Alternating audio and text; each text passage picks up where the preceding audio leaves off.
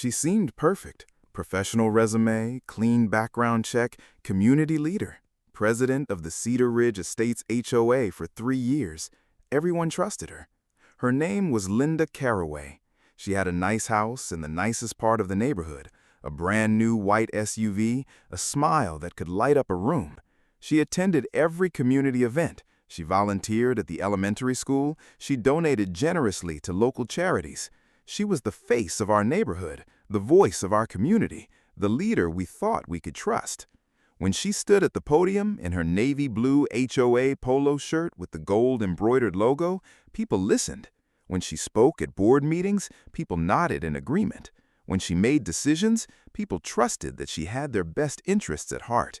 She was, by all appearances, the perfect HOA president. But appearances can be deceiving, and the woman behind the smile was hiding a secret that would shock the entire community. It started with small things that gnawed at my mind like a splinter I couldn't remove. Checks written to shell companies I had never heard of, Crestview Consulting Group, Peak Property Management, Summit Maintenance Services. The names sounded official, professional, legitimate, but something felt off. I've been a resident of Cedar Ridge Estates for 8 years. I moved here after I retired from the military. I wanted a quiet place to raise my family. I'm not a conspiracy theorist. I don't go looking for trouble, but I also know when something doesn't smell right. The first red flag was a routine budget review. I'm an accountant by trade. Numbers tell stories, and the numbers in the HOA's financial statements were telling a story that didn't add up. The expenses were too high, the revenue was too low, the patterns were irregular. Something was wrong. I asked a simple question at a board meeting. Can you explain the $15,000 payment to Crestview Consulting? Linda smiled, the kind of smile that doesn't reach the eyes, the kind of smile that hides something. That's for professional services, she said smoothly. Nothing for you to worry about. Those words would haunt her later. Those words would come back to destroy her. I went home that night and did some research, the kind of research that would change everything. Crestview Consulting Group didn't have a website, no phone number, no address, no record of ever doing business in our state. It was a ghost company, a shell, a facade. Peak Property Management had been incorporated 6 months ago. The registered agent was a lawyer who had represented Linda in a previous legal matter she had never disclosed. Summit Maintenance Services shared an address with Linda's husband's landscaping business. She was paying her own husband with HOA funds. The pattern was clear. She was paying herself, paying her husband, paying her friends through shell companies she had created specifically to steal from the HOA. She had been doing it for years, and no one had noticed. I wasn't the only one who had noticed something wrong. Other residents had been complaining for years, but their complaints had been dismissed, ignored, punished. She had a system. Question her authority, and she would find a way to make you pay. The Johnsons had asked about a landscaping contract that was twice the market rate. 2 weeks later, they were fined for aesthetic non-compliance with their shrubs. The shrubs had been there for 10 years. The fine was $500. They paid it because they were afraid. The Garcias had questioned a special assessment that appeared out of nowhere. They were fined $1,000. They sold their house. They moved away. The Chens had requested financial records. Linda cited them for having an unapproved fence. The fence had been there for 15 years. The fine was $500. The Chens paid it. They stopped asking questions. I started talking to other residents, quietly, carefully. I didn't want to be the next target. One by one, they shared their stories. The single mother who was fined for her grass being too long while her daughter was in the hospital. The fine was $500. She borrowed money from her parents. She cried when she told me. The disabled veteran who was cited for his wheelchair ramp.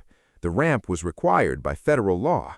He had a permit. He had a doctor's note. Linda didn't care. She fined him anyway. He moved. The elderly couple on a fixed income who had their dues raised 3 times in 2 years. They sold their house. They moved into an apartment. I kept a list. Names, dates, complaints, fines. It grew quickly. 10 names, then 20, then 40, then 60. 60 families who had been targeted, bullied, and stolen from by their own HOA president, and they had no idea who she really was. I decided to run my own background check, not the one she provided to the HOA when she was elected, a real one, a federal one, the kind that digs deep and finds the truth. I paid for a premium service, the most expensive one. I entered her name, her address, her date of birth. I waited. The results came back in 20 minutes. My hands were shaking as I opened the PDF. My blood ran cold. Linda Caraway wasn't her real name. Her real name was Linda Holloway. She had changed it 12 years ago, after she got out of prison. 2 counts of fraud, 1 count of embezzlement, 1 count of identity theft. She had served 4 years in federal prison. The mugshot showed a different woman. No makeup, no smile, no HOA polo shirt, orange jumpsuit, booking number placard, dead eyes. She looked like a criminal, because she was. I went to the county recorder's office the next morning. I requested the name change documents. The clerk brought me a thick folder. Inside were court orders signed by a judge. Linda Holloway had legally changed her name to Linda Caraway 12 years ago. The reason listed, personal safety. Not fraud, not to hide a criminal past, not to steal from another community. She had lied to a judge. She had committed perjury. She had moved to our state, changed her name, applied for a new driver's license, got a new social security card, reinvented herself, and then she ran for HOA president. No one checked, no one questioned, no one verified. She had been hiding in plain sight for 12 years. The prison records were even more disturbing. Linda Holloway had been incarcerated at a federal correctional institution in West Virginia. Her offense, wire fraud, mail fraud, and embezzlement from a previous HOA. The same HOA she had been president of. The same pattern, the same shell companies, the same fake vendors, the same inflated contracts. She had stolen over $400,000 from her last community. She had learned nothing in prison. She had just refined her methods. Her release date was 12 years ago. She had moved here 6 months later. She had been planning this for years. I needed definitive proof, something that couldn't be denied. I contacted the FBI. I explained the situation. An agent called me back. "Can you get her fingerprints?" he asked. I could. Linda hosted a neighborhood safety event every spring, fingerprinting kits for children. Parents were encouraged to volunteer. I volunteered. I stood next to her at the fingerprinting table. When she left for a coffee break, I collected the cards she had touched. I bagged them, I labeled them, I handed them to the FBI agent. The match was confirmed within a week. The prints belonged to Linda Holloway, convicted felon. The prints didn't lie. The truth was undeniable. The FBI asked me not to say anything. They wanted to handle the arrest. They wanted it to be public. They wanted it to be dramatic. I agreed, but the waiting was torture. Every time she stood at the podium, I wanted to scream. Every time she smiled, I wanted to tell everyone the truth. But I waited. I waited for the FBI. I waited for justice.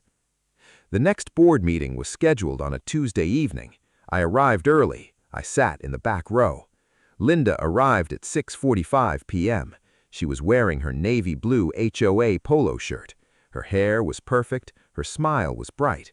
She had no idea what was coming. She thought she was in control. She thought she was untouchable. She was wrong. The FBI agents arrived at 7:15 p.m. 3 of them, dark suits, badges visible. The room went quiet. Linda was at the head of the table, reading her opening remarks. She didn't see them at first. The lead agent walked up behind her. He placed his hand on her shoulder. She turned. Her face went pale.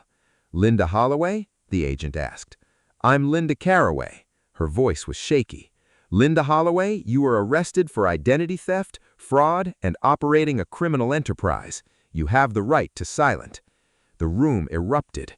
Residents gasped. People stood up. Phones came out. Cameras recorded. Linda's face cycled through confusion, recognition, fear, and finally defeat.